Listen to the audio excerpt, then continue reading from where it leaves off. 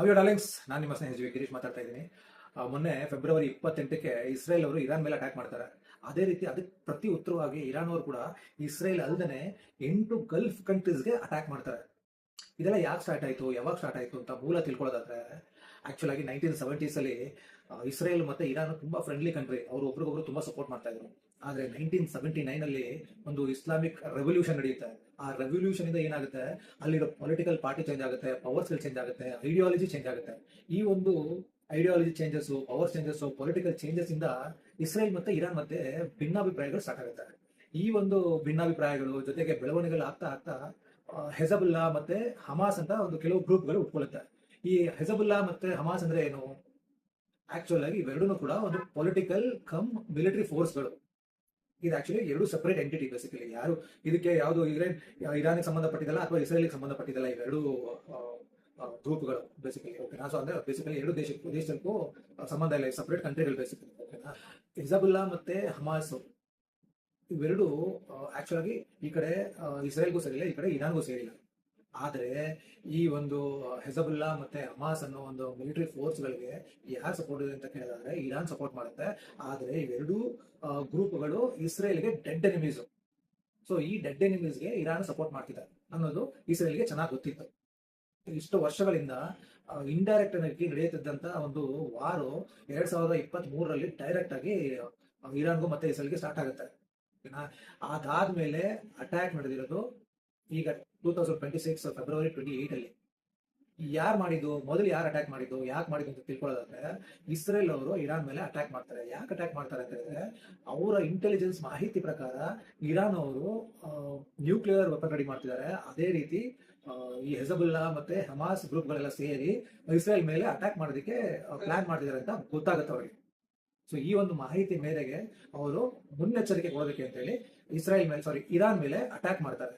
ಇದಕ್ಕೆ ಪ್ರತಿ ಉತ್ತರವಾಗಿ ಇರಾನ್ ಅವರು ಇಸ್ರೇಲ್ ಅಲ್ಲದೆ 8 ಗಲ್ಫ್ ಕಂಟ್ರೀಸ್ಗೆ ಅಟ್ಯಾಕ್ ಮಾಡ್ತಾರೆ. ಯಾಕೆ ಮಾಡಿದ್ರು, ಯಾಕೆ ಅಂತ ನೀವು ನನಗೆ ಕೇಳೋದಾದ್ರೆ, ಈ ಇಸ್ರೇಲ್ ಇದೆಯಲ್ಲ, ಇದಕ್ಕೆ ಸಪೋರ್ಟ್ ಯಾರಂದ್ರೆ US. ಈ US ಅವ್ರ ಸಪೋರ್ಟ್ ಇರೋದ್ರಿಂದ ಈ US ಬೇಸ್ಡ್ ಮಿಲಿಟರೀಸ್ ಬಂದು ಆಲ್ಮೋಸ್ಟ್ 8 ಗಲ್ಫ್ ಕಂಟ್ರೀಸ್ ಅಲ್ಲಿ ಇದೆ. ಆ ಒಂದು US ಬೇಸ್ಡ್ ಮಿಲಿಟರಿ ಫೋರ್ಸ್ ಇದೆಯಲ್ಲ, ಆ ಫೋರ್ಸ್ ಮೇಲೆ ನಾವು ಅಟ್ಯಾಕ್ ಮಾಡಿದೀವಿ ಅಂತ ಇರಾನ್ ಅವ್ರು ಹೇಳ್ತಾ ಇರೋದು. ಈ ಬೇಸಿಕಲಿ ಅವ್ರಿಗೆ ಕಂಟ್ರಿ ಮೇಲೆ ಏನು ಪ್ರಾಬ್ಲಮ್ ಇಲ್ಲ, ಆದ್ರೆ US ಬೇಸ್ಡ್ ಮಿಲಿಟರಿ ಫೋರ್ಸ್ ಗಳಿದೆಯಲ್ಲ ಅದ್ರ ಮೇಲೆ ಪ್ರಾಬ್ಲಮ್ ಇದೆ ನಮಗೆ ಅಂತ ಹೇಳಿ ಅವರು ಅಲ್ಲಿಗೆ ಅಟ್ಯಾಕ್ ಮಾಡಿದ್ದಾರೆ. ಇದರಿಂದ ಏನಾಗುತ್ತೆ ಅಂತ ಹೇಳಿದ್ರೆ, ಗ್ಲೋಬಲ್ ಎಕನಾಮಿ ಬೀಳುತ್ತೆ. ಗ್ಲೋಬಲ್ ಅಲ್ಲಿ ನಮ್ಮ ಭಾರತನೂ ಕೂಡ ಇದೆ. ಓಕೆ, ಸೊ ಗ್ಲೋಬಲ್ ಎಕನಾಮಿ ಬೀಳುತ್ತೆ. ಗ್ಲೋಬಲ್ ಎಕನಾಮಿ ಬಿದ್ದರೆ ಕಂಪ್ಲೀಟ್ ಇನ್ಫ್ಲೇಷನ್ ಸ್ಟಾರ್ಟ್ ಆಗುತ್ತೆ. ಈ ಇನ್ಫ್ಲೇಷನ್ ಇಂದ ತುಂಬಾ ತೊಂದರೆಗಳಾಗುತ್ತೆ ಅಂತ ನಾನು ಹೇಳಕ್ ಇಷ್ಟಪಡ್ತೀನಿ. ಫ್ಯೂಚರ್ ಅಲ್ಲಿ ತುಂಬಾ ತೊಂದರೆಗಳನ್ನ ನಾವೆಲ್ಲ ಅನುಭವಿಸಬೇಕಾಗುತ್ತೆ ಅಂತ ನಾನು ಹೇಳಕ್ ಇಷ್ಟಪಡ್ತೀನಿ. ಯಾಕಂದ್ರೆ ಎಲ್ಲ ರೇಟ್ಗಳು ಜಾಸ್ತಿ ಆಗೋಗುತ್ತೆ. ಆಯ್ತಾ? ಸೊ ಇದು ಆಕ್ಚುಲಿ ಒಂದು ಸಿನಾರಿಯೋ. ಓಕೆನಾ?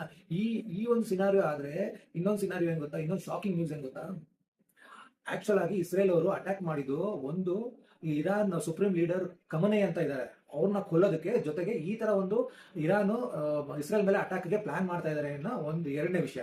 ಸೊ ಇದೆರಡನ್ನೂ ಕನ್ಸಿಡರ್ ಮಾಡಿಕೊಂಡು ಅವರು ಇಸ್ರೇಲ್ ಮೇಲೆ ಅಟ್ಯಾಕ್ ಮಾಡ್ತಾರೆ, ಇರಾನ್ ಮೇಲೆ ಅಟ್ಯಾಕ್ ಮಾಡ್ತಾರೆ. ಈ ಇರಾನ್ ಮೇಲೆ ಅಟ್ಯಾಕ್ ಮಾಡಿದ ಜೊತೆಗೆ ಈ ಸುಪ್ರೀಂ ಲೀಡರ್ ಯಾರಿದ್ದಾರೆ ಖಮನೇಯಿ ಇದಾರಲ್ಲ, ಅವ್ರನ್ನೂ ಕೂಡ ಅವರು ಕೊಂದಾಕ್ತಾರೆ. ಸೊ ಈ ಒಂದು ಸುಪ್ರೀಂ ಲೀಡರ್ ಹತ್ಯೆ ಆಗಿದ ತಕ್ಷಣ ಅರ್ಧಕ್ಕರ್ಧ ಇರಾನ್ ಖುಷಿ ಪಡುತ್ತೆ, ಅದೇ ಅರ್ಧಕ್ಕರ್ಧ ಇರಾನ್ ದುಃಖನೂ ಪಡ್ತಿದ್ದಾರೆ. ಓಕೆನಾ? ಸೊ ಓಕೆ, ಇರಾನ್ ಅಲ್ಲಿ ಅವರು ಸೆಲೆಬ್ರೇಟ್ ಮಾಡೋದಾಗ್ಲಿ ದುಃಖ ಪಡೋದಾಗ್ಲಿ ಒಂದು ಡಿಫ್ರೆಂಟ್ ವಿಷಯ. ಆದ್ರೆ ಇವತ್ತು ನಮ್ಮ ಭಾರತದಲ್ಲಿ ಮುಸ್ಲಿಮ್ಸ್ ಅವರು ಕಾಶ್ಮೀರು, ಲಖನೌ ಅದೆಲ್ಲ ಬಿಡಿ, ಚಿಕ್ಕಬಳ್ಳಾಪುರದಲ್ಲೂ ಕೂಡ ಇದ್ರ ವಿರುದ್ಧವಾಗಿ ಖಂಡನೆ ಮಾಡಿ ಪ್ರೊಟೆಸ್ಟ್ ಮಾಡ್ತಿದ್ದಾರೆ. ಜೊತೆಗೆ ತಲೆ ಚಚ್ಕೊಂಡು ಕಣ್ಣೀರ್ ಹಾಕ್ತಿದ್ದಾರೆ.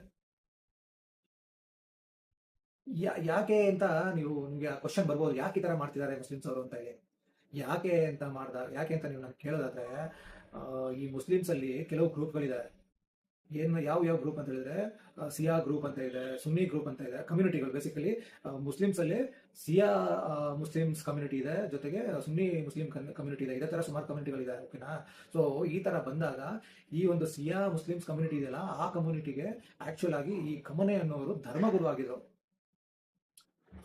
ಅದು ನಾಟ್ ಓನ್ಲಿ ಇರಾನ್, ಎಲ್ಲಾ ಕಡೆನೂ ವರ್ಲ್ಡ್ ಯಾರ್ಯಾರು ಸಿಯಾ ಮುಸ್ಲಿಮ್ಸ್ ಇದ್ದಾರೆ ಅವ್ರಿಗೆಲ್ಲರಿಗೂ ಅವರೇ ಧರ್ಮಗುರು ಅನ್ನೋದು ಕೂಡ ಈ ಒಂದು ಬೆಳವಣಿಗೆಯಿಂದ ನಮಗೆ ಇವತ್ತು ಗೊತ್ತಾಗ್ತಿದೆ ಬೇಸಿಕಲಿ.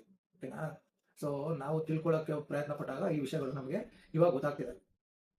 ಅಂದ್ರೆ ನಾನು ಹೇಳೋದು, ನಾನೊಬ್ಬ ಭಾರತದ ನಾಗರಿಕನಾಗಿ ನನ್ನ ಕನ್ಸರ್ನ್ ಏನಪ್ಪಾ ಅಂತ ಹೇಳಿದ್ರೆ, ಮೊದಲನೇ ಸಲ ಕಾಶ್ಮೀರಲ್ಲಿ ಒಬ್ಬ ಟೆರರಿಸ್ಟ್ ನ ಹೊಡೆದಾಕ್ತಾರೆ. ಟೆರರಿಸ್ಟ್ ಲೀಡರ್ ಬೇಸಿಕಲಿ ಅವನ್ನ ಹೊಡೆದಾಕ್ತಾರೆ. ಅವನ್ನ ಹೊಡೆದಾಕ್ದಾಗ ಆಲ್ಮೋಸ್ಟ್ ಅರ್ಧಕ್ಕರ್ಧ ಕಾಶ್ಮೀರ ಅಂದ್ರೆ ಪಾಕ್ ಆಕ್ಯುಪೈಡ್ ಕಾಶ್ಮೀರ್ ಇದೆಯಲ್ಲ, ಅವರು ಅವನಿಗೆ ಅವನಿಗೋಸ್ಕರ ಗ್ಯಾದರ್ ಆಗಿ ಅವನ್ನ ತುಂಬಾ ಗೌರವಪೂರ್ವಕವಾಗಿ ಅವನ್ನ ದಫನ್ ಮಾಡ್ತಾರೆ. ಇವತ್ತು ನೋಡಿದ್ರೆ ಇರಾನಲ್ಲಿ ಎಲ್ಲೋ ಸತ್ತಿರೋ ಅಂತ ಕಮನೆಗೋಸ್ಕರ ಕಾಶ್ಮೀರಲ್ಲಿ ಹೇಳ್ತಿದ್ದಾರೆ, ಲಖನೌಲ್ಲಿ ಹೇಳ್ತಿದ್ದಾರೆ. ಅದೆಲ್ಲ ಹೋಗ್ಲಿ, ಇವತ್ತು ಚಿಕ್ಕಬಳ್ಳಾಪುರದಲ್ಲೂ ಕೂಡ ಆ ವ್ಯಕ್ತಿಗೋಸ್ಕರ ಕಣ್ಣೀರ್ ಹಾಕ್ತಿದ್ದಾರೆ. ನಾನು ಹೇಳೋದು, ನಮ್ಮ ದೇಶದ ಅನ್ನ ತಿಂತೀರಾ, ನಮ್ಮ ದೇಶದ ನೀರು ಕುಡಿತೀರಾ, ಯಾವತ್ತು ನಮಗೋಸ್ಕರ ನೀವು ಲಾಯಲ್ ಆಗಿರ್ತೀರಾ? ಯಾವತ್ತು ನಮ್ಮ ದೇಶಕ್ಕೋಸ್ಕರ ಅಂತ ಪ್ರಾಣ ಕೊಡೋಕೆ ರೆಡಿ ಆಗ್ತೀರಾ? ನಮ್ಮ ದೇಶಕ್ಕೋಸ್ಕರ ದುಡಿದು ನಮ್ಮ ದೇಶಕ್ಕೋಸ್ಕರನೇ ಪ್ರಾಣನ ಮುಡಿಪಾಗಿಟ್ಟು ನಮ್ಮ ಅಬ್ದುಲ್ ಕಲಾಂ, ಅವ್ರಿಗೋಸ್ಕರ ನೀವು ಯಾವತ್ತೂ ಕಣ್ಣೀರು ಹಾಕ್ಲಿಲ್ಲ ಅಲ್ವಾ?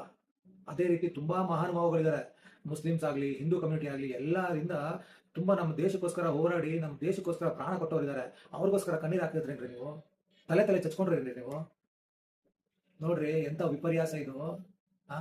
ನಮ್ ದೇಶದಲ್ಲೇ ಇದ್ದೀರಾ, ಆದ್ರೆ ನಮ್ಮವರಲ್ಲ. ನಮ್ ಜೊತೆನೇ ಇದ್ದೀರಾ, ಆದ್ರೆ ನಮ್ಗೆ ಹಿತೈಷಿರಿ ಅಲ್ಲ ನೀವು. ನಮ್ ದೇಶದಲ್ಲೇ ಇದ್ದೀರಾ, ಆದ್ರೆ ನಮ್ ದೇಶ ಪ್ರೇಮಿಗಳಲ್ಲ ನೀವು. ನಮ್ಮ ಜೊತೆನೇ ಇದ್ದೀರಾ, ನಮ್ ದೇಶದಲ್ಲೇ ಇದ್ದೀರಾ, ಆದ್ರೆ ನಮ್ಮ ರಾಷ್ಟ್ರಗೀತ ಆಡೋದಕ್ಕೆ ನಿಮ್ಗೆ ತೊಂದರೆ ಆಗುತ್ತೆ, ನಿಮ್ಗೆ ಇಷ್ಟ ಇಲ್ಲ ಅಂತವ್ರಿಗೆಲ್ಲ ನಾನು ಹೇಳೋದು ಒಂದೇ ಮಾತು: ನಮ್ಮ ದೇಶನ ಬಿಟ್ಟು ತೊಲಗಿ, ಇರ್ಬೇಡಿ. ಹೋಗಿ ಪಾಕಿಸ್ತಾನ್ಗೋ ಇರಾನ್ಗೋ ಹೋಗಿ ಎಲ್ಲ ಇರೋಗಿ, ಯಾಕೆ ಇರ್ತೀರಾ? ಇದೆಲ್ಲ ದೇಶದ್ರೋಹದ ಕೆಲಸ ಅಂತ ನಾನು ಹೇಳಕ್ ಇಷ್ಟಪಡ್ತೀನಿ ನಿಮ್ಗೆ ಈ ವಿಡಿಯೋ ಮುಖಾಂತರ. ಹಾಗೆ ಈ ವಿಡಿಯೋ ಮುಖಾಂತರ ನಾನು ಹೇಳೋದು, ನಮ್ಮ ದೇಶದ ಪ್ರತಿಯೊಬ್ಬ ನಾಗರಿಕನು ಕೂಡ ಇದ್ರ ಬಗ್ಗೆ ಥಿಂಕ್ ಮಾಡಬೇಕು, ಯೋಚನೆ ಮಾಡಬೇಕು.